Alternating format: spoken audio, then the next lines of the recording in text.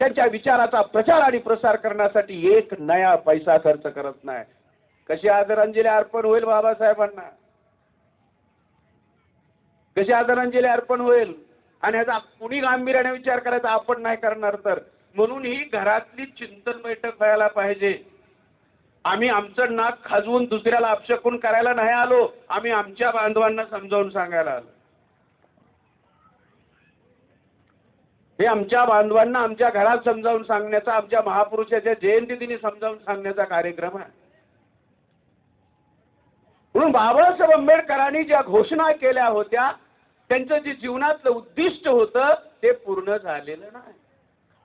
आणि ती जबाबदारी आपली आहे, ती पूर्ण करण्याची जबाबदारी. आपण त्यांचे अनुयायी असू तर ती आपली जबाबदारी आहे. भक्त असू तर बिलकुल नाही, कारण भक्तावर आमचा विश्वास नाही. का? भक्त भक्ती करतात, मुक्तीचा मार्ग शोधतात. पहिल्यांदा समाजाचा सत्यानाश होतो, मग भक्ताचा होतो.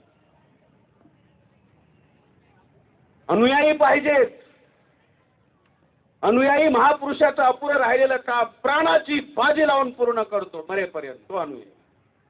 जसं बाबासाहेब आंबेडकरांबद्दल म्हणतात की बाबासाहेब अजून 10 वर्ष हवे होते, तसं अलीकडे आता शिवाजी महाराजांसोबत बरोबर मी म्हणाल, शिवाजी महाराजांच्या बाबतीत मी म्हणाल, राजे पुन्हा या. आणि तू कशाला जण मला राजे पुन्हा या?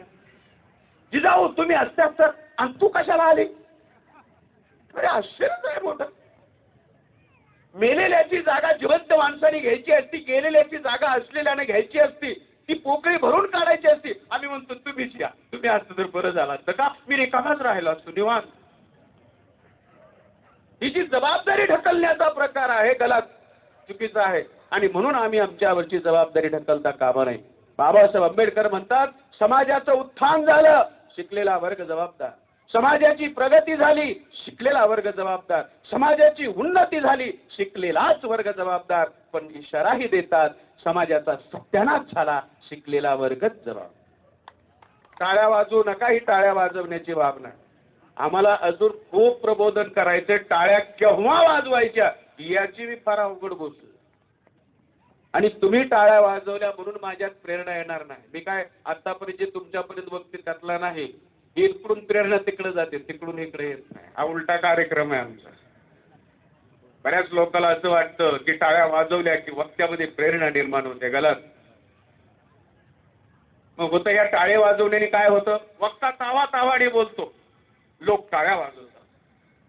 मग टाळ्या वाजवणाऱ्याला असं वाटतं, त्याच्या अगोदर वक्त्याला काय वाटतं ते सांगतो. वक्त्याला असं वाटतं मी फार भारी बोललो, लोकांना विषय कळाला, आता लोक बघून घेतील. वक्त्याला काय वाटतं? आता लोक बघून घेतील. आणि टाळ्या वाजवणारे श्रोते म्हणतात, एवढा वक्ता भारी, आता आपण काहीच करायची गरज नाही, वक्ता बघून.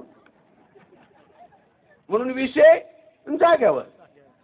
आम्ही विषय घेतलाय खड्ड्यावर, जागेवर नाही ठेवायचा. तुम्ही नाही टाळ्या वाजवल्या तर खूप आभार. ऐका आणि शांतपणे ऐका. आम्ही ऐकत नाही, फार मोठी समस्या आहे. नीट वाचत नाही, नीट ऐकत नाही, नीट पाहत नाही. हे लिहिलेलं कागदावरचं वाचतात ना, याला साक्षर म्हणतात. हे पुढे बसलेली 2 मुलं आहेत, त्यांना वाचायला हवा. कितीला रे बाळांनो तुम्ही? दुसरीला. वाचू शकतो ना? साक्षर. याला म्हणायचं साक्षर. आता तुम्ही बी वाचू शकता. काय फरक त्याच्यात आणि आपल्यात? म्हणून जे लिहिलेलं वाचतात ते साक्षर असतात, जे लिहिलेलं नाही ते वाचतात ते बुद्धिजीवी असतात. फरक आहे. Between the line and behind the line वाचता आलं पाहिजे. म्हणून शांतपणे ऐकून घे मी काय म्हणतो ते. मला प्रतिसाद द्यायची किंवा ते प्रोत्साहन द्यायची बिलकुल गरज नाही. 30 वर्ष हेच काम करतोय. म्हणून बाबासाहेब आंबेडकरांनी ज्या घोषणा केल्या, 1927ला महाडच्या 14 तळ्यावर घोषणा केली, 1935ला नाशिक जिल्ह्यात येवलेला घोषणा केली, 1949ला भारतीय संविधान अर्पण करताना घोषणा केली, आणि 14 ऑक्टोबर 1956 नागपूरला घोषणा केली. घोषणा काय? तर त्यांनी त्यांच्या जीवनाचं उद्दिष्ट सांगितलं. उद्दिष्ट काय? न्याय, स्वातंत्र्य, समता आणि बंधुभाव यावर आधारित नवा भारत, नवा देश, नव राष्ट्र निर्माण करणं हे माझ्या जीवनाचं उद्दिष्ट आहे. आणि हे अद्याप पूर्ण झालेलं नाही. ते पूर्ण करायचं असेल तर अशोकाच्या स्वप्नातला भारत पूर्ण होईल. ते ज्यावेळी तुम्ही उद्दिष्ट पूर्ण कराल त्यावेळी सम्राट अशोकाच्या स्वप्नातला भारत पूर्ण होईल.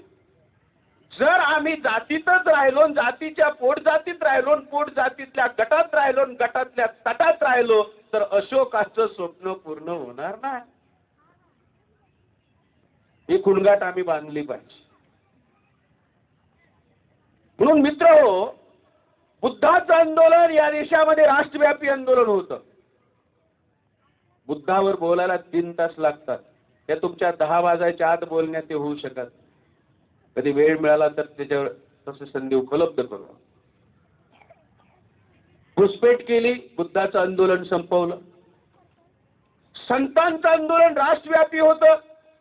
न्याय, स्वातंत्र्य, समता आणि बंधुभाव या 4 मानवी मूल्यासाठी संतांचं आंदोलन होतं.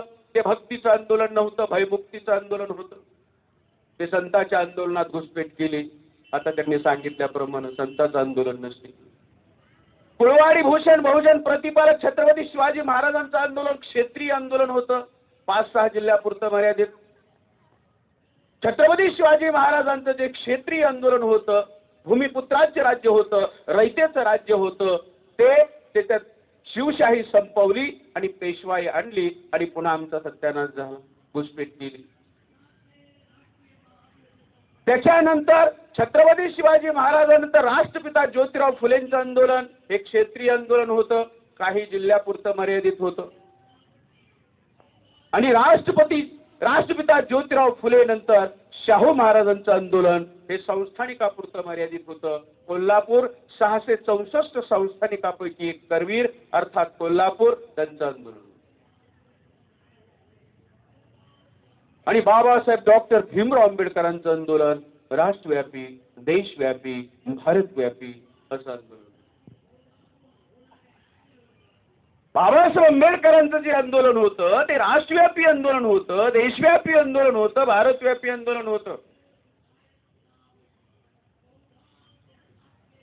बघा काय तुमची समस्या बघा ना. अरे ते ऐकून घेतच ऐकलं घरी जा आराम करा. म्हणून मित्र हो, बाबासाहेब आंबेडकरांनी आपलं राष्ट्रव्यापी आंदोलन सुरू करण्यापूर्वी आपल्या अगोदर भारतामध्ये जेवढी आंदोलनं होती, भारतामध्ये सर्वत्र आंदोलनं होती, ज्यांना ब्राह्मणेतर आंदोलनं, अब्राह्मणी आंदोलनं, गैरब्राह्मणी आंदोलनं म्हणता येईल, सगळीकडं कर्नाटक, महाराष्ट्र, आंध्र, तामिळनाडू, केरळ, छत्तीसगड, मध्य प्रदेश, झारखंड, इकडं पंजाब, बिहार, आसाम, ओरिसा, इकडे मेघालय, पश्चिम बंगाल, उत्तर प्रदेश, पंजाब, जम्मू काश्मीर, राजस्थान, गुजरात सगळीकडे आंदोलन. बाबासाहेब आंबेडकरांनी आपलं राष्ट्रव्यापी, देशव्यापी, भारतव्यापी आंदोलन सुरू करण्यासाठी आपल्या पाठीमागं जी आंदोलनं होती, आपल्या अगोदरची जी आंदोलनं होती, पूर्वीची जी आंदोलनं होती, त्या सर्वांचा अभ्यास केला आणि गहन अभ्यास केला, चिंतन केलं, मनन केलं आणि त्यातून काही त्रुटी शोधून काढल्या, त्यातून काही उणिवा शोधून काढल्या, त्यातून काही वानवा शोधून काढल्या. बाबासाहेबांचं आंबेडकर हे विटी दांडूचा खेळ नाही आणि हे भावनिक आणि पारंपरिक आंदोलनही नाही. जे लोक भावनिक आणि पारंपरिक पद्धतीने आंदोलन चालवतील त्यांना बुद्धही सापडणार नाहीत, बाबासाहेबही सापडणार. म्हणून बाबासाहेब आंबेडकरांनी आपलं आंदोलन सुरू करण्यापूर्वी भारतातील सर्व आंदोलनाचा अभ्यास केला, त्यातल्या 3 उणिवा शोधून काढल्या. उणीव नंबर 1, त्रुटी नंबर 1, वानवा नंबर 1, कमजोरी नंबर 1, पूर्वीच्या आंदोलनाचा लिखित इतिहास उपलब्ध नाही. Written documents are not available. हे पूर्वीच्या आंदोलन, कारण कर्नाटक कुणी आंदोलन केलं, केव्हा कुणासाठी केलं, का केलं, कुणी मदत केली, कुणी विरोध केला, काहीच कळत. दुसरी उणीव बाबासाहेबांनी शोधून काढली की पूर्वीच्या आंदोलनाचं सर्वांचं सामुदायिक उद्दिष्ट नव्हतं. There was no common goal. कर्नाटकचं वेगळं, महाराष्ट्राचं वेगळं अशी वेगवेगळी उद्दिष्ट होती, सर्वांचं एक नव्हतं. आणि तिसरी उणीव शोधून काढली बाबासाहेबांनी, पूर्वीच्या आंदोलनामध्ये there was no communication and coordination, सुसंवाद आणि संपर्क नव्हता. तर बाबासाहेबांनी अभ्यास केला, ह्या त्रुटी शोधून काढल्या आणि त्रुटी शोधून काढल्यानंतर बाबासाहेब आंबेडकरांनी निर्णय घेतला की या त्रुटी माझ्या आंदोलनात असता कामा नये. बाबासाहेब आंबेडकरांचं आंदोलन 1916 ते 1956 40 वर्ष चाललं. म्हणून पहिली त्रुटी बाबासाहेबांनी दूर केली. बाबासाहेबांच्या 1916 ते 1956 शब्द ना शब्द लिपिबद्ध आहे, पुस्तकात बंद आहे. फक्त आपल्याला उघडून वाचण्याची आवश्यकता आहे. आतापर्यंत 22 खंड प्रकाशित झालेत, आणखीन 22 खंड होणार आहेत, या व्यतिरिक्त 100 खंड होणार आहेत. एवढी प्रचंड साहित्य संपदा बाबासाहेबांनी आपल्यासाठी निर्माण केली. फक्त पुस्तकं उघडून वाचायची गरज आहे, पाहुण्या रावळ्याला दाखवायसाठी कपाटात ठेवायची आवश्यकता नाही. बऱ्याच वेळा आमचे लोक पाहुण्याला दाखवायला सोडतात, गाढे अभ्यास. वाचून दुसऱ्याला सांगितलं पाहिजे. तर रिटन डॉक्युमेंट्स आर अवेलेबल. त्याच्यानंतर दुसरी उणीव बाबासाहेबांनी पूर्वीच्या आंदोलनातली काय होती, there was no common goal. बाबासाहेबांनी पूर्वीच्या आंदोलनात कुणाचं सामूहिक उद्दिष्ट नव्हतं, म्हणून बाबासाहेबांनी आपल्या आंदोलनाचं उद्दिष्ट निश्चित केलं, आपल्या आंदोलनाचं ध्येय निश्चित केलं. कोणतं? व्यवस्था परिवर्तन. ही जी उभी व्यवस्था आहे, ब्राह्मण क्षत्रिय वैश्य आणि शूद्र ही आडवी करण्याचं उद्दिष्ट बाबासाहेब आंबेडकरांनी निश्चित. जी उभी व्यवस्था आहे ती आडवी करण्याचं उद्दिष्ट बाबासाहेब आंबेडकरांनी आपल्या जीवनामध्ये निश्चित केलं. तिसरी गोष्ट, सुसंवाद आणि संपर्क नव्हता लोकांमध्ये पूर्वी. कर्नाटकात काय चाललं शेजारी महाराष्ट्राला माहित नाही, महाराष्ट्रात काय चाललं शेजारी आंध्रला माहित नाही, अशी परिस्थिती होती. म्हणून बाबासाहेब आंबेडकरांनी 1916 ते 1942 26 वर्ष अस्पृश्यांना एकत्र केलं आणि 26 वर्ष अस्पृश्यांना एकत्र करून 18, 19, 20 जुलै 1942 ला महाराष्ट्राची उपराजधानी नागपूरला शेड्यूल कास्ट फेडरेशनचं अधिवेशन घेतलं. सुसंवाद आणि संपर्क साधण्यासाठी. यामध्ये अस्पृश्यांच्या 1500 जाती होत्या. उत्तर भारतातले गोरे अस्पृश्य, मध्य भारतातले सावळे अस्पृश्य, दक्षिण भारतातले काळे अस्पृश्य. बाबासाहेबांचं आंदोलन एका जातीसाठी, जातीच्या पोट जातीसाठी, पोट जातीच्या गटासाठी, गटाच्या तटासाठी नव्हतं. एवढ्या सगळ्या जाती एकत्र केल्या त्यांनी. फॉर एक्झाम्पल, महाराष्ट्रात महार, माग, चाबार, ढोर, डकलवार, भंगी, मेहतर, बुरुड, खाटी हे सगळे अस्पृश्य. अशा भारतातल्या सर्व अस्पृश्यांना एकत्र केलं आणि अस्पृश्यांना एकत्र करण्यासाठी, एकत्र करून जोडण्यासाठी बाबासाहेबांनी 2 आंदोलनं केली. आंदोलन क्रमांक 1 20 मार्च 1927 महाडचा सत्याग्रह आणि आंदोलन क्रमांक 2 1930 ते 35 काळाराम मंदिराचा सत्याग्रह. महाडचा सत्याग्रह हा काही पाणी पिण्यासाठी केलेला नव्हता आणि काळाराम मंदिराचा सत्याग्रह सुद्धा रामाचं दर्शन घेण्यासाठी केलेला नव्हता. पण बरेचसे वक्ते जयंतीला येतात, विशेषतः प्राध्यापक मंडळी, आणि जयंतीला भाषण करताना सांगतात बाबासाहेब आंबेडकरांनी पाणी पिण्यासाठी संघर्ष केला, ते बी बिस्लरीतलं पिते. कधी केला नसाल तर महाडला जा, महाड जवळ आहे. त्यावेळी जे बाबासाहेब बोलले ते त्यांनी कोरून ठेवलंय. का कोरून ठेवलंय? त्यांना माहिती माझा समाज विसराळू समाज आहे. कोरून ठेवलंय. आणि फ्रंट लाईनला वाक्य आहे काय? हा संगर पिण्याच्या पाण्यासाठी नाही. आणि आम्ही काय म्हणतो? पाण्याला आग लावली. हा संगर पिण्याच्या पाण्यासाठी नाही, तर मानवी मूल्याची प्रतिष्ठापना करण्यासाठी, आणि ती प्रतिष्ठापना करताना संघर्ष करण्याची जिद्द कार्यकर्त्यात निर्माण करण्यासाठी आहे. महाडचं पाणी काय मुंबईपेक्षा शुद्ध नव्हतं. महाडचं पाणी काय मुंबईपेक्षा शुद्ध नव्हतं. तिथं जाऊन प्या. म्हणून आम्हाला आमच्या महापुरुषाचा संघर्ष नीट कळला पाहिजे, नीट समजून घेतला पाहिजे, शांतपणे आणि इतर जाती बांधवापर्यंत पोहोचवला पाहिजे. म्हणून ही 2 आंदोलनं केली बाबासाहेबांनी. 1 काळाराम मंदिराचा सत्याग्रह आणि 2 महाडचा सत्याग्रह. आणि टेस्ट घेण्याचं ठरवलं. अस्पृश्य किती जागृत झाले. टेस्ट घ्यायचं ठरवलं. जसं पेनिसिलिनचं इंजेक्शन करतो ना आपण, टेस्ट घेण्यासाठी चक्कर येते का नाही, टेस्ट घेण्याचं ठरवलं. आणि टेस्ट घेण्यासाठी आवाहन केलं अस्पृश्यांना भारतातल्या. या म्हणले नागपूरला. आणि 18, 19, 20 जुलै 1942 ला सर्वांना नागपूरला बोलवलं. 75,000 कार्यकर्ते उपस्थित होते. त्यात 50,000 पुरुष आणि 25,000 महिला होत्या. महिला का आल्या होत्या? कारण बाबासाहेबांनी पुरुषांना दम दिला होता. काय दम दिला होता? एकटं यायचं नाही, एक तरी महिला नाही, दम दिला होता. बायको, आई, मुलगी किंवा बहीण, तरी किती महिला आल्या? 25,000. पुरुष किती आले? 50,000. तरी 25,000 बाबासाहेबाला सुद्धा टाक मार. आपलं काय? महान लोक आहे. आमची लोक भाषण करताना सांगतात स्त्री आणि पुरुष एकाच रथाची 2 चाकं. आता एक चाकी तरी एक घरी मोडल रथ चालेल का? म्हणून मित्र, ज्या चळवळीत, ज्या संघटनेत, ज्या आंदोलनात महिला असतील तेच आंदोलन, तीच चळवळ, तेच संघटन यशस्वी होईल. ज्या आंदोलनात, ज्या चळवळीत, ज्या संघटनेत महिला नसतील ते आंदोलन, ती चळवळ, ते संघटन कधीच यशस्वी होऊ शकत. आणि महिलांना सुद्धा जो ऐश आराम आज आहे तो नवऱ्याच्या नोकरीमुळे आहे. नवऱ्याला नोकरी का आहे? तर शिक्षणामुळे, भारतीय संविधानामुळे आहे. भारतीय संविधानातल्या शिक्षणामुळे, स्कॉलरशिपमुळे, प्रमोशनमुळे आहे. म्हणून आम्ही सगळीकडे नवऱ्यासोबत जातो. सिनेमाला जातो, हळदी कुंकाला जातो, शॉपिंगला जातो, देवदर्शनाला जातो, लग्न कार्याला जातो. हितच काय होतं? हे काय वाईट काम आहे? ज्यांच्यामुळे सगळं ऐश आराम, सुख, वैभव मिळालंय ते.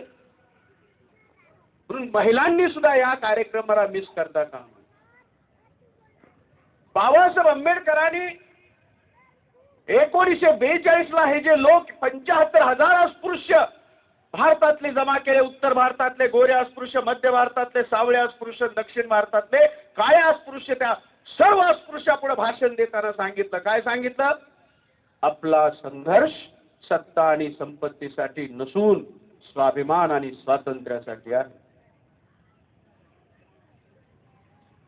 काय म्हणतात बाबासाहेब? आपला संघर्ष, आपली लढाई सत्ता आणि संपत्तीसाठी नाही, मग कशासाठी आहे? स्वाभिमान आणि स्वातंत्र्यासाठी. मग समजा माझ्यासारख्याने बाबासाहेबाला विचारलं, काय बाबासाहेब सत्ता आणि संपत्ती नको आहे का?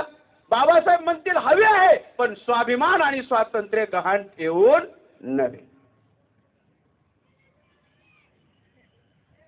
स्वाभिमानाची काय व्याख्या? हे कुठल्या विद्यापीठात शिकवली जाणार नाही. आता मी सांगतो ती. मनुष्य वजा स्वाभिमान बरोबर जनावर, ही आमची व्याख्या आहे, सोपी व्याख्या. मनुष्य वजा स्वाभिमान बरोबर जनावर. जीवनात आणि जेवणात काय फरक आहे? जेवणात मीठ नसेल तर जेवण बेचव असतं, जीवनात स्वाभिमान नसेल तर जीवन बेचव असतं. एकदा दादरच्या लोकांनी ठरवलं बाबासाहेब आंबेडकरांची जयंती साजरी करायची, वाढदिवस साजरा करायचा. आणि दादरच्या लोकांनी बाबासाहेबाला दिल्लीला पत्र पाठवलं आणि सांगितलं बाबासाहेब या म्हणले. का? तुमचा वाढदिवस साजरा करायचा. बाबासाहेबांनी तिथूनच दम दिला, बिलकुल साजरा करू नका, बिलकुल साजरा करू नका म्हणजे.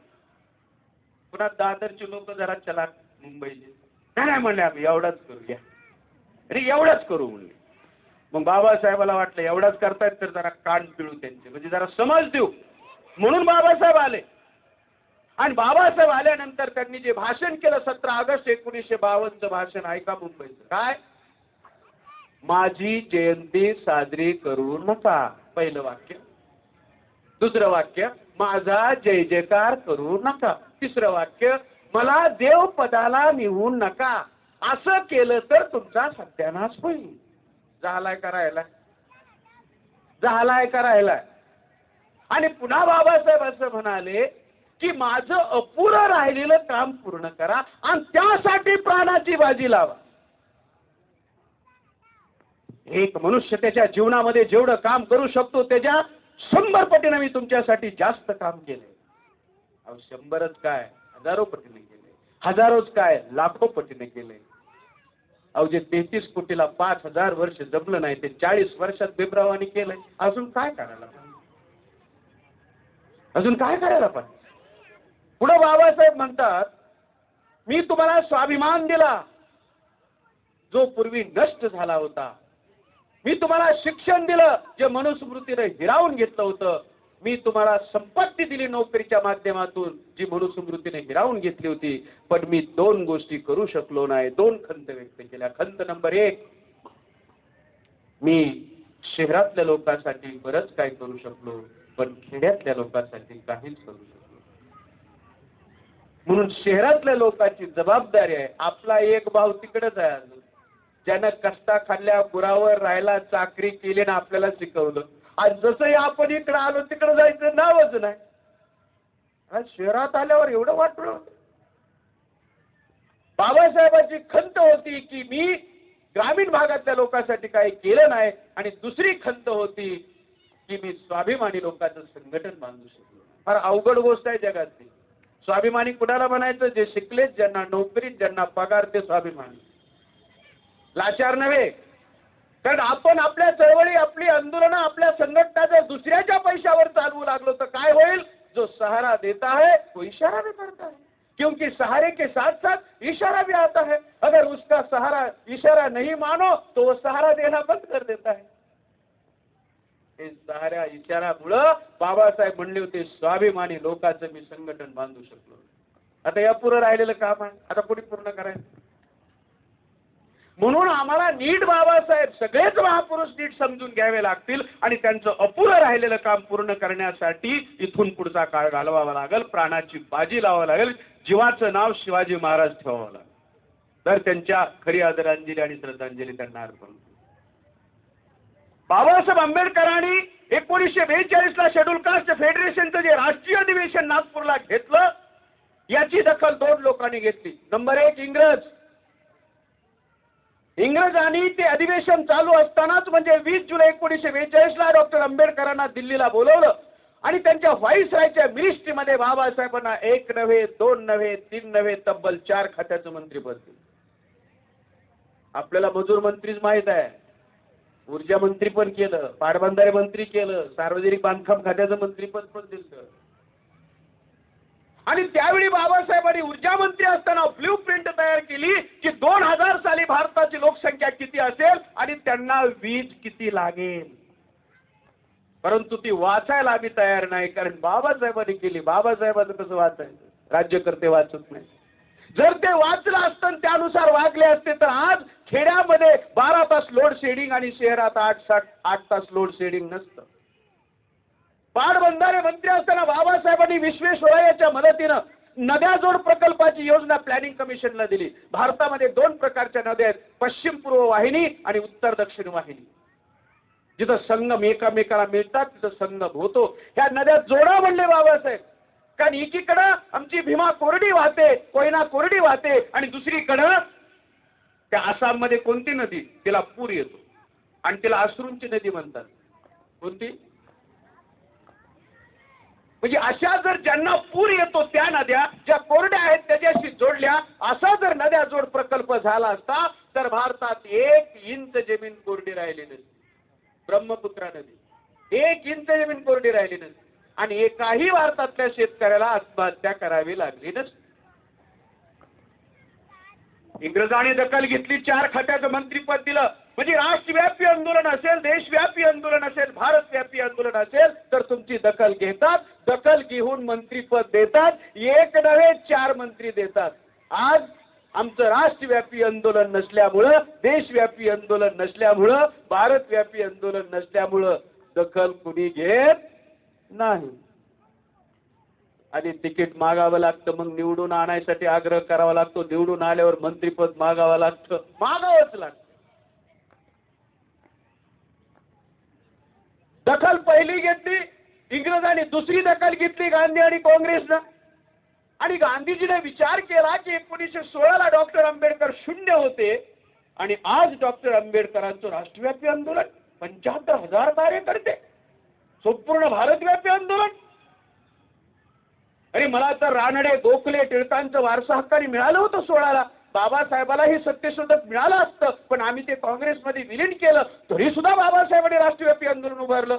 असंच जर इंग्रज भारतात राहिले तर आज बाबासाहेब आंबेडकराला केवळ अस्पृश्यांचा पाठिंबा आहे, तर 4 खात्याचं मंत्रीपद दिलं. उद्या एसटीचा पाठिंबा मिळाला, उद्या ओबीसीचा पाठिंबा मिळाला, उद्या गुन्हेगार जातीचा पाठिंबा मिळाला, उद्या धर्मांतरित लोकांचा पाठिंबा मिळाला, नंतर महिलांचा मिळाला. आणि इंग्रज हितच राहिले तर बाबासाहेब या देशाचे प्रधानमंत्री होतील, असं होता कामा नये. म्हणून तुमच्या मुंबईमध्ये बरोबर 3 आठवड्यानं कवालिया टँकवरून गांधीजीनं आंदोलन सुरू केलं. क्विट इंडिया, टाळ्या वाजवू नका, ऐका, क्विट इंडिया, भारत छोडो चले जाओ, हे आंदोलन सुरू केलं. काय सांगितली घोषणा? करेंगे या मरेंगे, करा किंवा मरा, do or die, don't ask why. मला सांगा, करेंगे या मरेंगे, do or die, don't ask why, ह्याच्यात हिंसा येईल की नाही? घरी जाऊन विचार करून उत्तर. हिंसा येईल की नाही? डू ऑर डाय, करा किंवा मरा, हिंसा येईल की नाही? येईल ना? तरी सुद्धा लोक म्हणतात अहिंसेची पूजा आहे. आम्हाला काय सांगितलं जातं इतिहासाच्या पुस्तकात? ए साबरमती के संत तुने कर दिया कमाल, दे दी हमें आजादी बिना खडग बिना ढाल. बिना खडग बिना ढाल मिळाली. त्यावेळी बाबासाहेबांनी प्रतिक्रिया दिली होती, बरं झालं महात्मा मेला, माणूस शिल्लक.